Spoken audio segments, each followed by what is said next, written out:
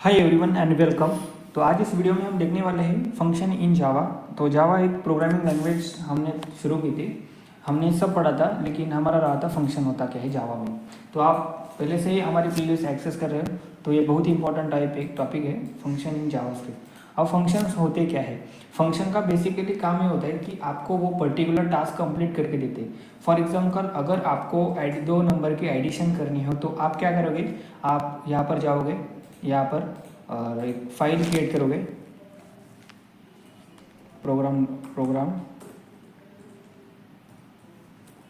Dot Java. Okay, अब यहाँ पर आओगे, पब्लिक क्लास प्रोग्राम, और यहाँ पर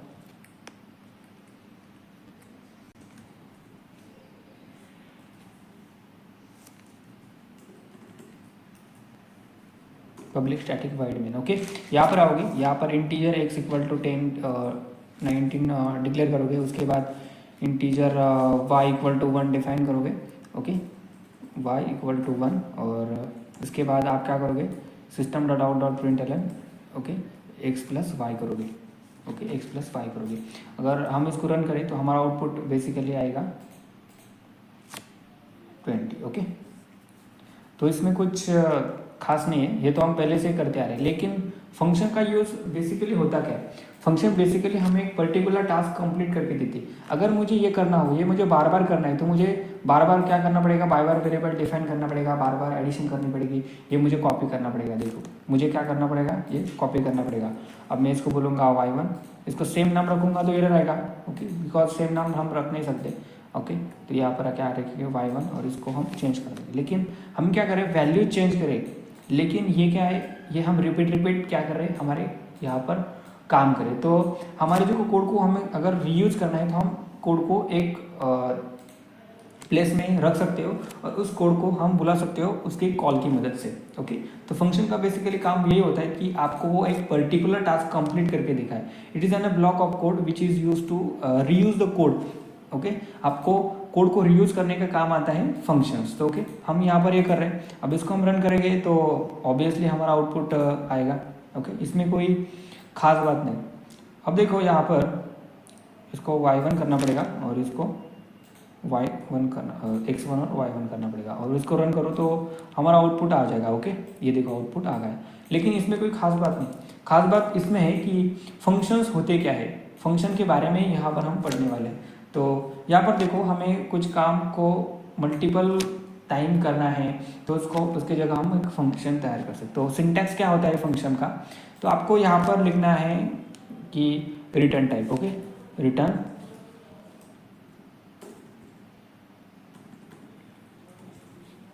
रिटर्न टाइप। ओके, आपको क्या लिखना है? पहले लिखना है रिटर्न टाइप। ओके, पहले क्या लिखना है आपको? रिटर्न टाइप, की वो फंक्शन है ना, वो किस टाइप की वैल्यू रिटर्न कर रहा है। तो देखो यहाँ पर मैं यहाँ पर आपको कहूँगा कि यहाँ पर क्या है? एक पब्लिक स्टैटिक वॉइड मेन। ये क्या है? एक मेन मेथड है। ये क्या करता है? कुछ भी रिटर्न नहीं करता। अब देखो फंक्शन क्या करेगा? कुछ इनपुट ऑफ पैरामीटर्स लेगा, और वो एक्चुअली कुछ रिटर्न कर देगा। लेकिन जिस टाइप की वैल्यू वो रिटर्न कर रहा है, उस टाइप का हमें रिटर्न टाइप यहाँ पर डिफाइन करना होगा।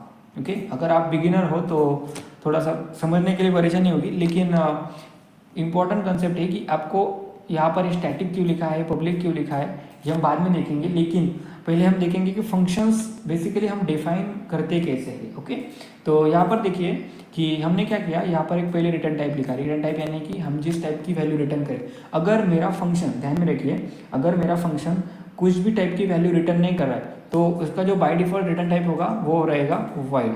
ओके, बाय डिफॉल्ट, यानी बाय डिफॉल्ट नहीं, आपको लिखना पड़ेगा कि वाइड। आप कुछ फंक्शन क्रिएट करके वाइड सम नाम का फंक्शन क्रिएट करें, तो यहाँ पर हम लिखेंगे वाइड सम। ओके, वाइड सम लिखेंगे, और ऐसे पैरेंथेसिस और ऐसे। ओके, तो यहाँ पर होता है रिटर्न टाइप। ओके, ये रिटर्न टाइप यानी कि वही है। और यहाँ पर रिटर्न टाइप होने के बाद यहाँ पर आपका आता है फंक्शन नेम। आपका क्या आता है? आपका आता है फंक्शन नेम। फंक्शन नेम, और उसके बाद यहाँ पर ऐसे पैरेंथेसिस शुरू होते हैं और एंड होते हैं। ओके, तो ये सिंटैक्स है हमारा, सिंटैक्स ऑफ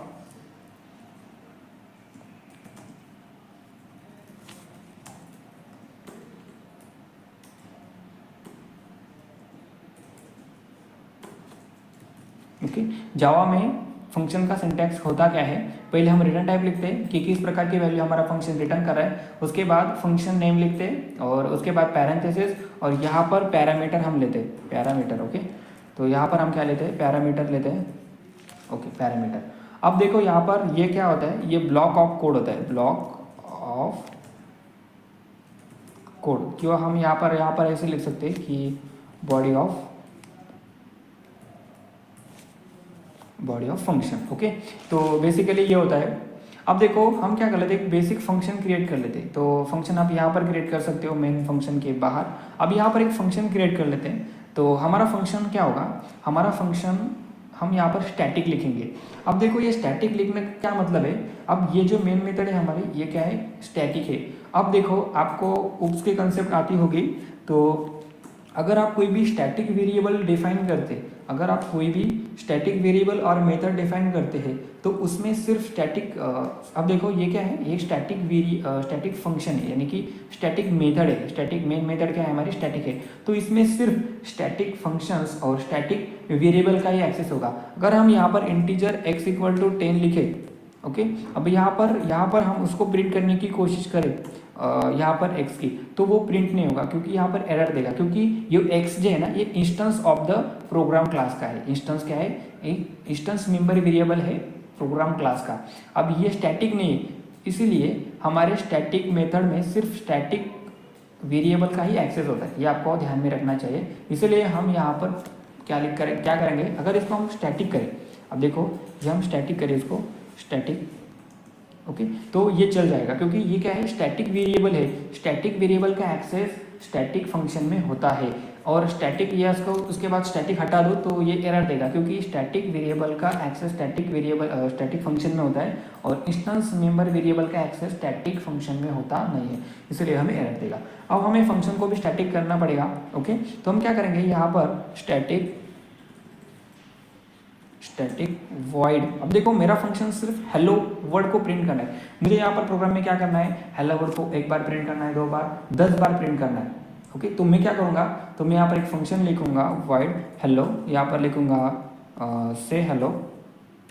ओके, तो ये कुछ भी पैरामीटर नहीं लेता है, इसीलिए मैं यहाँ पर पैरामीटर को नहीं लिख रहा हूँ। ओके, अब यहाँ पर ये मेरा फंक्शन क्या कर लेता है, सिंपली प्रिंट कर लेता है कि हेलो एवरीवन।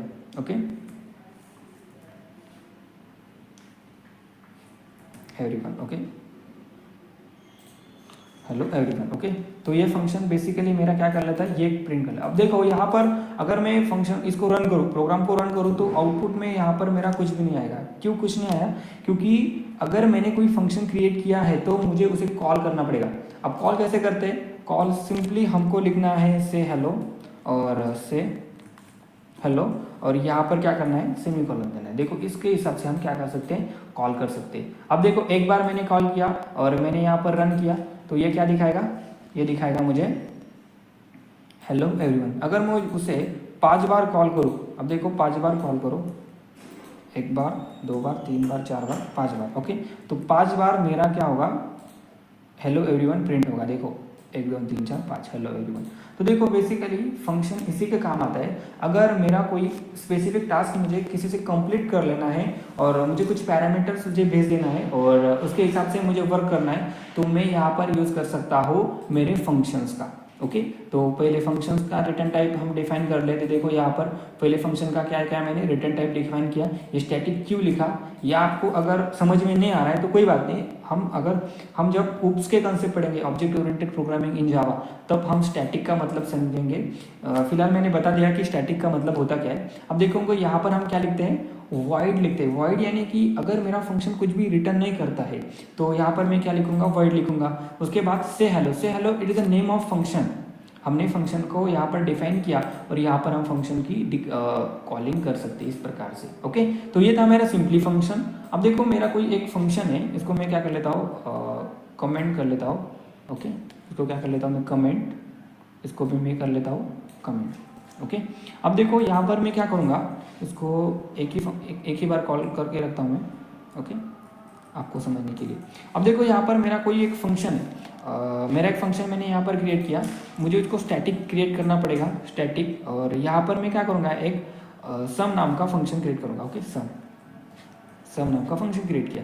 अब इसका रिटर्न टाइप मुझे देना पड़ेगा। तो रिटर्न टाइप अब अगर मेरा सम फंक्शन कोई भी वेरिएबल कोई भी टाइप की वैल्यू रिटर्न नहीं कर रहा है, अगर कुछ भी मेरा सम नाम का फंक्शन रिटर्न नहीं कर रहा है, तो उसका रिटर्न टाइप क्या लिखना है, मुझे वॉइड लिखना है। ये ध्यान में रखना है। ओके, तो ये क्या करेगा, कुछ पैरामीटर्स लेगा। यहाँ पर हम क्या कर लेते हैं, पैरामीटर्स लेते हैं। तो इंटीजर एक्स और इंटीजर वाई, ये दो पैरामीटर यहाँ पर लेके और यहाँ पर उसकी एडिशन कर लेंगे। ओके, एडिशन इक्वल टू, और यहाँ पर क्या लिखेंगे हम, एक्स प्लस वाई। ओके, तो ये क्या कर लेते हैं हम, ये हमने फंक्शन क्रिएट किया। अब देखो यहाँ पर हम क्या करेंगे, मेन फंक्शन में आएंगे। बिकॉज ऑफ हमारा एग्जीक्यूशन स्टार्ट होता है मेन फंक्शन के, मेन थ्रेड होता है, इसीलिए मेन फंक्शन से हमारा एग्जीक्यूशन क्या होता है, स्टार्ट होता है। तो हम यहाँ पर क्या करेंगे, सम को कॉल करेंगे, सम को कॉल करेंगे और दो पैरामीटर पास कर देंगे। एक मैंने 10 पास कर दिया और एक मैंने 20 पास कर दिया। ओके, ये मैंने दो पैरामीटर पास कर दिया। अगर जैसे मैं इस प्रोग्राम को रन करूँ तो मेरा आउटपुट क्या आ जाएगा, एडिशन इज इक्वल टू 30। यहाँ पर देखो एडिशन इज सॉरी, इसको मुझे इसके साथ रैप करना पड़ेगा। ओके, तो बेसिकली ये भी एक प्रॉब्लम है, ये भी आपको मैं बता देता हूँ कि ये होता कैसे।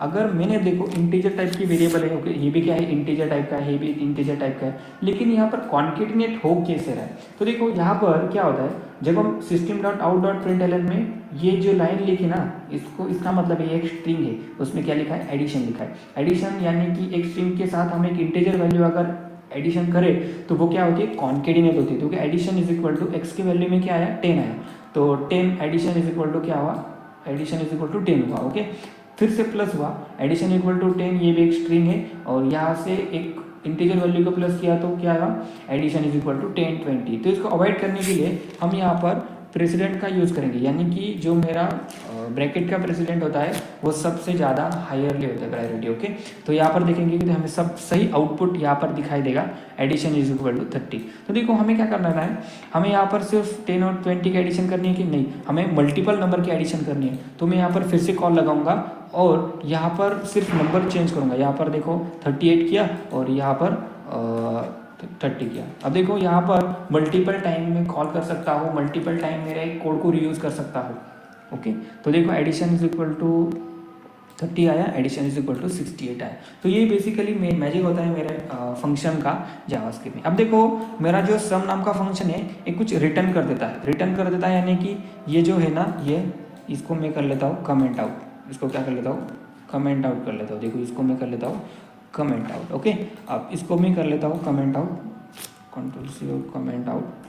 अब देखो इसको कमेंट आउट, उसको कर दूँगा पेस्ट। अब देखो मेरा जो सम नाम का फंक्शन है ना, वो यहाँ पर प्रिंट नहीं करता, वो यहाँ पर बेसिकली प्रिंट करता नहीं। अब ये एक इंटीजर वैल्यू को रिटर्न कर लेते हैं, यानी कि अगर मैं यहाँ पर इंटीजर एक्स और इंटीजर वाई लूँ, यहाँ पर पैरामीटर पास करूँ, तो ऑब्वियसली मेरी एडिशन किस में आएगी, इंटीजर में आएगी।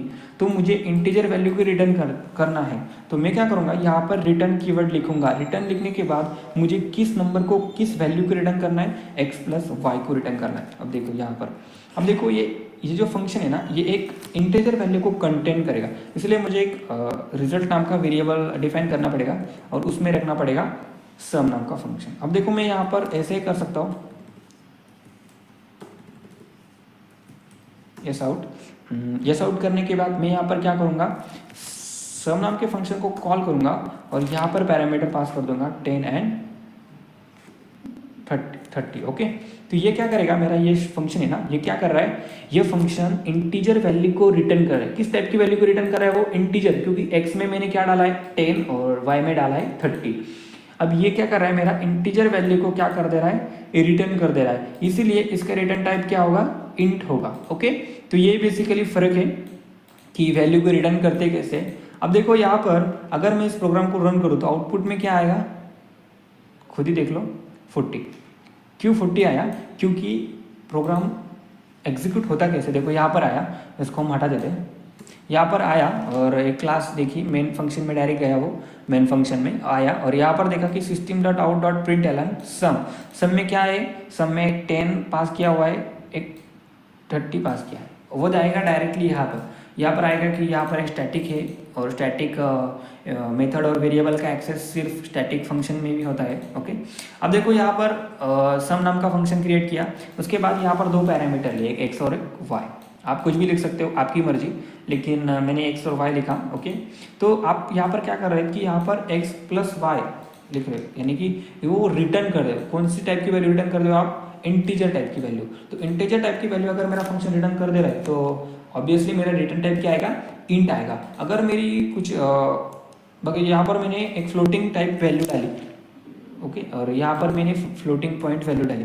अब ये फंक्शन मेरा किस टाइप का वैल्यू रिटर्न कर रहा है? डबल टाइप का, क्योंकि ये क्या है, इसमें आने वाला कौन सा है? डबल टाइप की वैल्यू है, और ये भी क्या करेगा? डबल टाइप की वैल्यू रिटर्न कर देगा। इसलिए मैंने यहाँ पर रिटर्न टाइप क्या लिखा? डबल लिखा। ओके, अब यहाँ पर इसको क्या करें? Method sum program is not applicable for, okay, यहाँ यस। तो यहाँ पर मुझे डबल लिखना पड़ेगा बिकॉज ऑफ ये डबल नाम की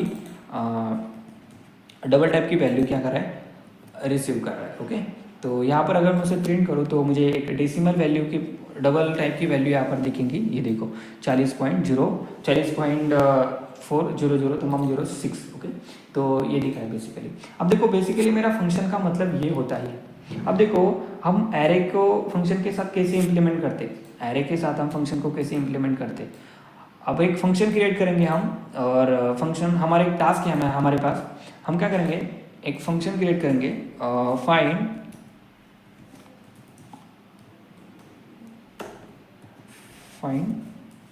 factorial of the number using the function. Okay, तो फंक्शन की मदद से हमें क्या करना है? फैक्टोरियल को फाइंड आउट करना है। अब देखो यहाँ पर मुझे क्या करना पड़ेगा? इसको मैं कर लेता हूँ कमेंट। ओके, इसको मैं क्या कर लेता हूँ? कमेंट, और इसको भी कर लेता हूँ कमेंट। डन, सेलेक्ट हो जा। ओके, किया मैंने कमेंट। अब मैं एक फंक्शन क्रिएट करूँगा। कौन सा फंक्शन है मेरा एक फंक्शन क्रिएट करूँगा। एक वो क्या कर लेता है? वो स्टैटिक है। ओके, ये तो आपको पता ही है। अब मेरा जो फंक्शन है ना, वो फैक्टोरियल को रिटर्न कर लेता है, यानी कि एज ए इनपुट एक नंबर लेता है और उसका फैक्टोरियल फाइंड करके वो क्या कर लेता है? ए रिटर्न कर देता है। अब मैं यहाँ पर क्या लिखूंगा? इंटीजर टाइप का मेरा नंबर है, वो इंटीजर टाइप का वेरिएबल रिटर्न कर देगा, इसलिए इंटीजर लिखा, और यहाँ पर लिखा फैक्ट। ओके, इसका नाम दिया। तो यह क्या कर लेता है? बेसिकली एक वेरिएबल को क्या कर लेता है? रिसीव कर लेता है, इंटीजर नंबर यहाँ पर मैंने लिखा।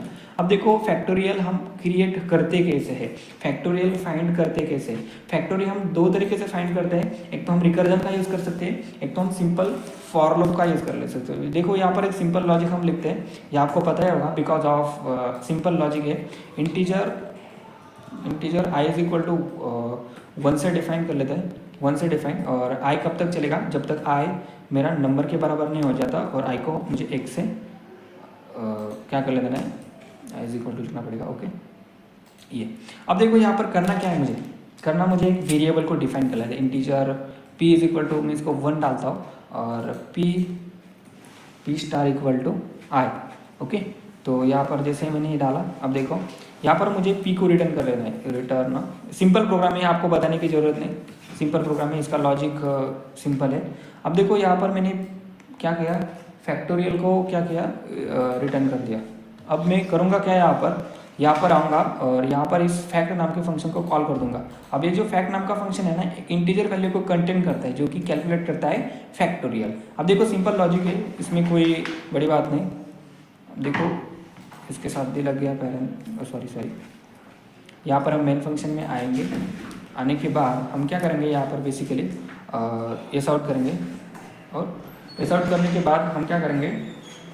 यहाँ पर फैक्टोरियल, मेरी जो फैक्टोरियल इज इक्वल टू मेरा जो फैक्टोरियल का फंक्शन है, जो फैक्ट नाम का फंक्शन है, उसमें मुझे कुछ वैल्यू कुछ वैल्यू पास कर देनी।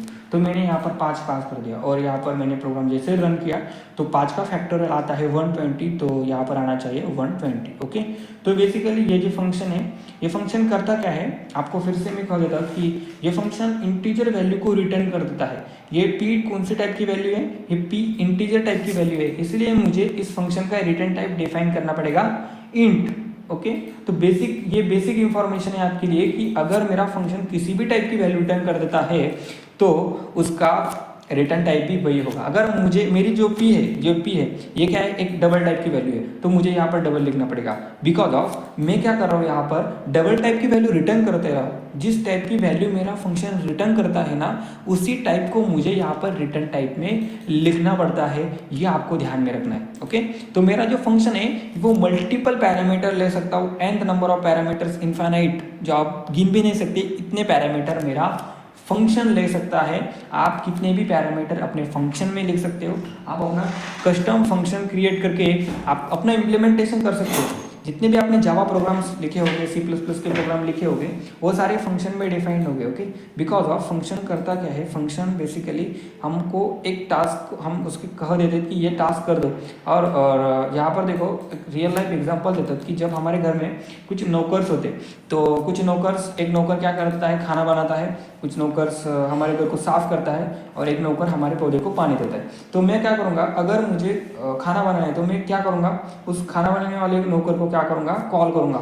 इसीलिए मुझे करना क्या है, एडिशन करनी है। मैंने फंक्शन क्रिएट एक्चुअली कर चुका है और मुझे यहाँ पर उसको कॉल करना पड़ेगा। जब तक मैं उसको कॉल नहीं करूँगा तब तक वो फंक्शन एग्जीक्यूट नहीं होगा, ये भी आपको ध्यान में रखना है। अब देखो मेरा जो फंक्शन है वो एरे के साथ इंटरेक्ट कैसे करता है, एरे के साथ कैसे इंप्लीमेंट होता है मेरा फंक्शन, उसको हम देखेंगे। यहाँ पर इसको कर लेते हैं कमेंट हम यहाँ पर। अब देखो यहाँ पर एक एरे को हमने क्या किया, डिफाइन किया। हम एक फंक्शन में एक इंटीजर वैल्यू डाल सकते हैं, हमें पता है कि हम फंक्शन में रिटर्न टाइप वॉइड कर सकते हैं, बिकॉज ऑफ अगर मेरा फंक्शन कुछ भी रिटर्न नहीं कर रहा है तब। अगर मेरा फंक्शन इंटीजर टाइप की वैल्यू रिटर्न कर रहा है तो यानी कि ऑब्वियसली वो इसका रिटर्न टाइप इंट होगा। लेकिन अगर मेरा फंक्शन एरे ले रहा है, एज ए इनपुट एरे ले रहा है और एरे का सम रिटर्न कर दे रहा है, तो ये प्रोग्राम हम लिखते हैं यहाँ पर। और यहाँ पर हम लिखते हैं कि p2 डॉट जावा, एक न्यू फाइल क्रिएट कर लेते हैं और यहाँ पर पब्लिक स्टैटिक वाइड में एक मेन मेथड एग्जीक्यूशन इससे स्टार्ट होगा।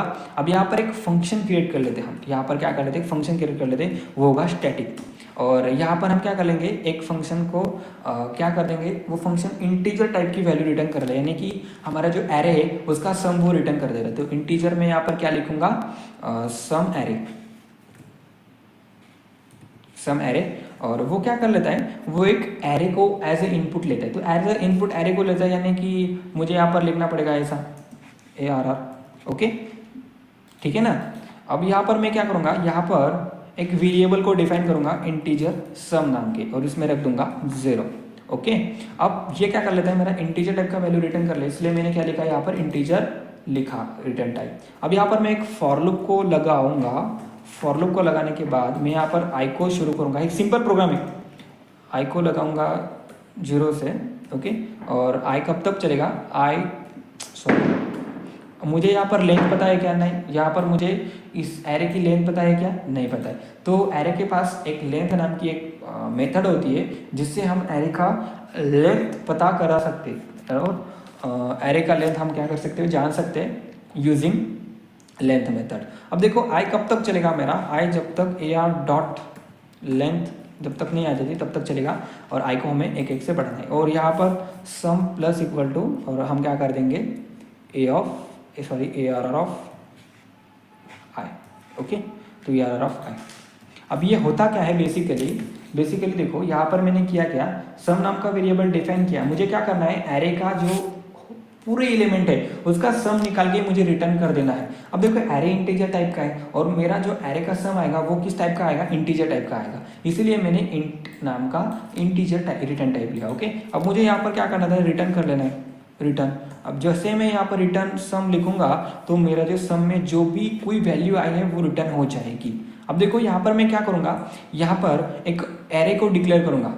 अब देखो एक एरे को डिक्लेयर करूँगा, integer ARR is equal to new int, और इसमें 5 साइज का एरे मेरा। ओके, अब देखो यहाँ पर ये मेरा ये जो एरे है ना, ये क्या है, ये मैंने यहाँ पर ऐसे डिफाइन करते हैं। एरे को कैसे डिफाइन करते हैं, पहले किस टाइप का एरे हम डिफाइन करना चाहते हैं, इंटीजर टाइप का, और ये एरे का नाम और स्क्वायर ब्रैकेट्स, और न्यू कीवर्ड हम किस लिए यूज़ करते हैं, बेसिकली न्यू कीवर्ड का यूज़ ये कि अगर हमें हीप में कोई मेमोरी एलोकेट करनी हो तो हम यूज़ करते हैं हीप का। ओके, तो यहाँ पर मैंने लिखा, और इसके वजह से आप ऐसे भी लिख सकते हो, ऐसे भी लिख सकते हो। और आप यहाँ पर स्टैटिक डिक्लेरेशन भी दे सकते हो, यहाँ पर इनिशियलाइज कर सकते हो अपने एरे को। तो यहाँ पर इंट एरे, और यहाँ पर क्या लिखूंगा मैं, इज इक्वल टू, और ऐसे ही सॉरी देखो यहाँ पर 1 2 सॉरी 10 1 2 3 4 5 6 1 2 3 क्या हो रहा है 3 4 और 5, ये मैंने क्या किया, स्टैटिकली एलोकेट कर दिया मेरे एरे को। ओके, अब यहाँ पर मैं क्या करूँगा, एस आउट करूँगा और यहाँ पर लिखूँगा सम ऑफ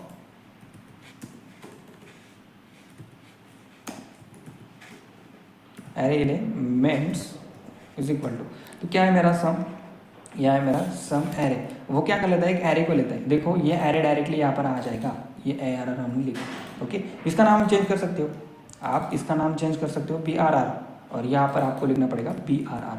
तो देखो मेरा आंसर आएगा कि 1 + 2 कितना होता है 3, और 3 3 6, एंड ये 4 10, और ये 5 15।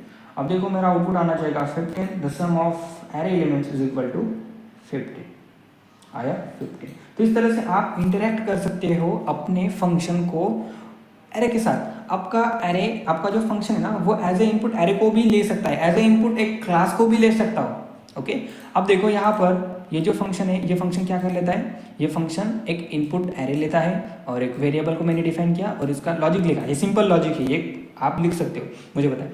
अब देखो ये सिंपल लॉजिक इसलिए मैं आपको नहीं बताता हूँ। अब देखो ये क्या कर लेता है, इंटीजर टाइप की वैल्यू रिटर्न करे, इसके लिए आपको इंटीजर लिखना पड़ेगा। ये मैंने आपको बार बार इसीलिए बता दे रहा हूँ कि आप गलती यहाँ पर ही करते हो कि आप रिटर्न टाइप कुछ अलग लिखते हो, रिटर्न कुछ अलग करते हो।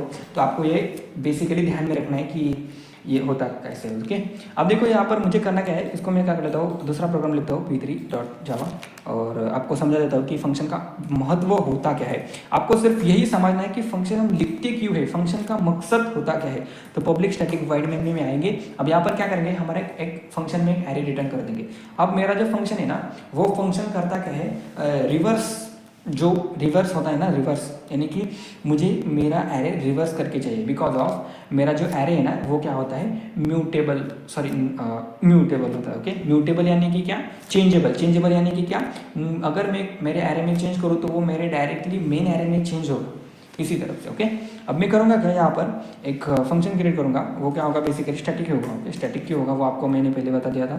अब इसका रिटर्न टाइप क्या रहेगा, अगर मेरा कोई फंक्शन, मैंने आपको क्या कहा था कि अगर मेरा फंक्शन किस टाइप का वैल्यू रिटर्न करते रहे, उसी के आधार पर मैं निर्भर होता है कि मेरा फंक्शन का रिटर्न टाइप होता क्या है। तो मेरा फंक्शन जो है ना, वो एक इंटीजर टाइप का एरे रिटर्न कर देता है और उसका नाम है एरे रिवर्स। ओके, मेरा एक एरे है और एरे को क्या कर लेता है, रिवर्स कर लेता है, और एक एज ए इनपुट एक एरे लेता है। ओके, एज ए इनपुट वो एरे ही लेता है।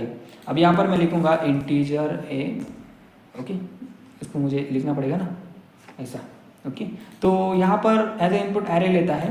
अब मुझे एक दूसरा एरे को डिफाइन करना पड़ेगा, दूसरे एक एरे को, एक ऐसे एरे को डिफाइन करना पड़ेगा जो कि क्या होता है, यहाँ पर लॉजिक के साथ आप कुछ भी लिख सकते हो। आपके मन में जो लॉजिक है वो आप यहाँ पर लिख सकते हो। लेकिन मैं क्या कर लेता हूँ, एक न्यू एरे क्रिएट कर लेता हूँ, न्यू एरे, और उसमें क्या कर लेता हूँ, उसकी साइज मैं क्या कर लेता हूँ, यहाँ पर नहीं लिखेंगे साइज, न्यू और इंट, और इसकी साइज है मेरी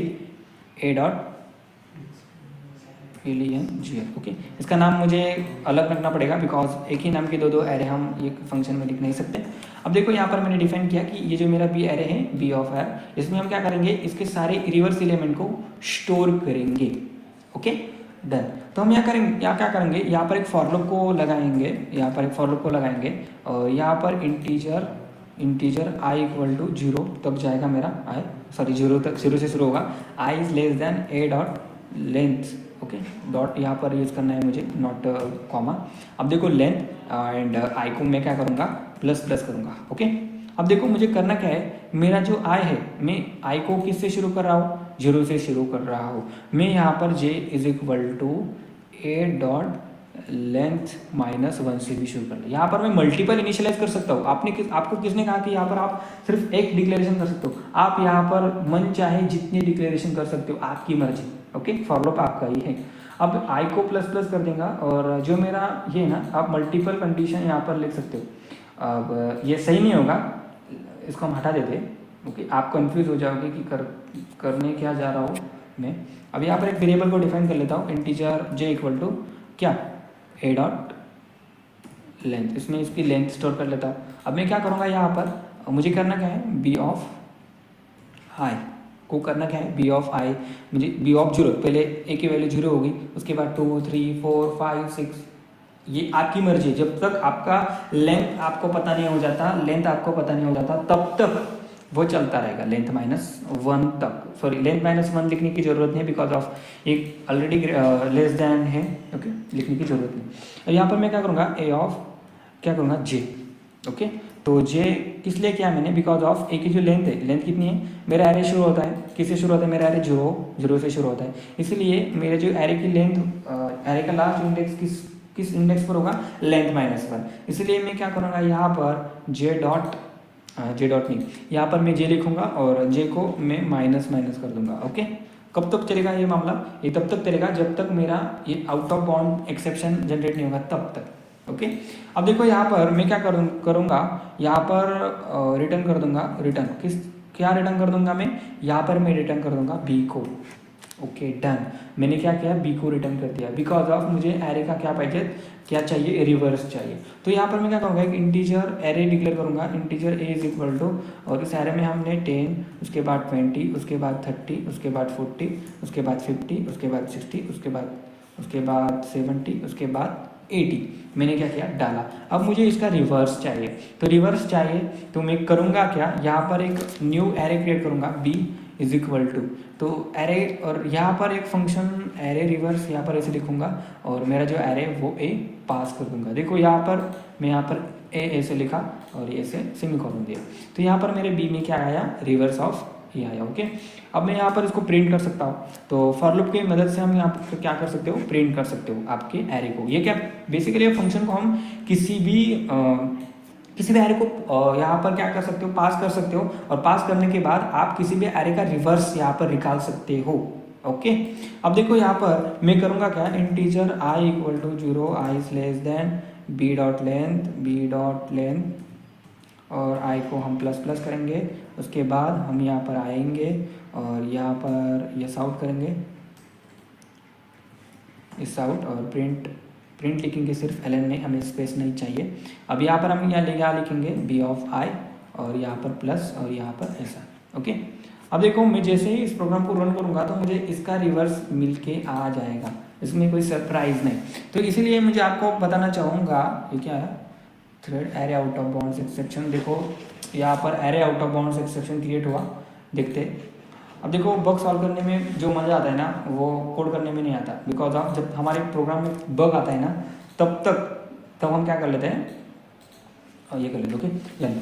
अब देखो यहाँ पर मैंने क्या किया, इसको मुझे ए पास कर दिया मैंने, और यहाँ पर बी डॉट लेंथ ए जो मैंने पास कर दिया, तब क्या हुआ, जैसे मैं इसको रन कर ला फिर से, बेसिकली कहना क्या चाहता है मुझसे, in thread class 8 out of bounds exception and length, oh sorry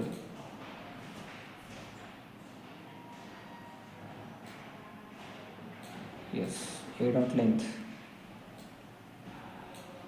yes,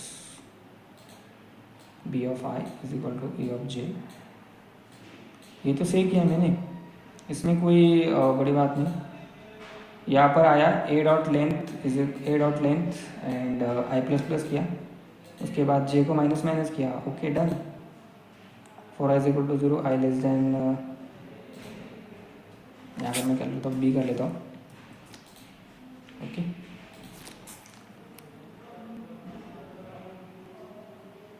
array reverse,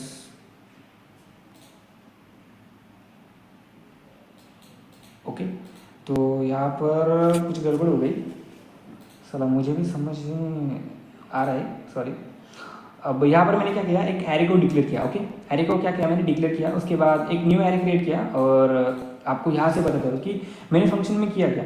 मैंने फंक्शन में एक एरे को डिक्लेयर किया, जो एरे क्या होता है वो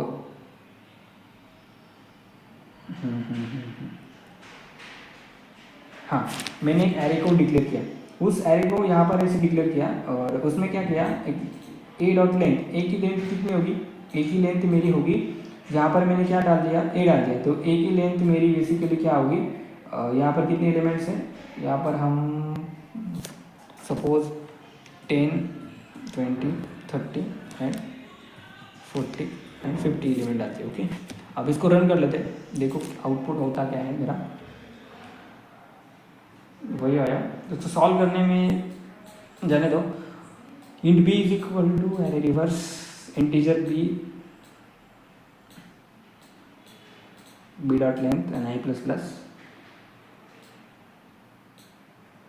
ओ सॉरी, अब देखो यहाँ पर सबसे बड़ी गलती मेरी यहाँ पर पकड़ी मैंने, यहाँ पर गलती क्या हुई देखो, यहाँ पर क्या है, एरे डॉट क्या है, लेंथ है, तो मुझे यहाँ पर जे माइनस माइनस यहाँ पर करना पड़ेगा, क्या पर करना पड़ेगा, जे माइनस माइनस यहाँ पर करना पड़ेगा, बिकॉज क्यों करना पड़ेगा, क्योंकि ए डॉट लेंथ कितनी मेरी लेंथ, अगर मैंने यहाँ पर पाँच लेंथ थी, अब देखो डायरेक्टली मैं यहाँ पर पहले ऐसा था, ओके, आपके पास ऐसा था, ओके, अब ये ऐसा होने के बाद आप क्या कर रहे हो, आप directly b of 0 over b of directly 5 डाल रहे हो, यानी कि 5 इंडेक्स, बिकॉज ऑफ 5 इंडेक्स तो प्रेजेंट ही नहीं है मेरे एरे में, इसलिए वो array out of bounds exception जा रहा है।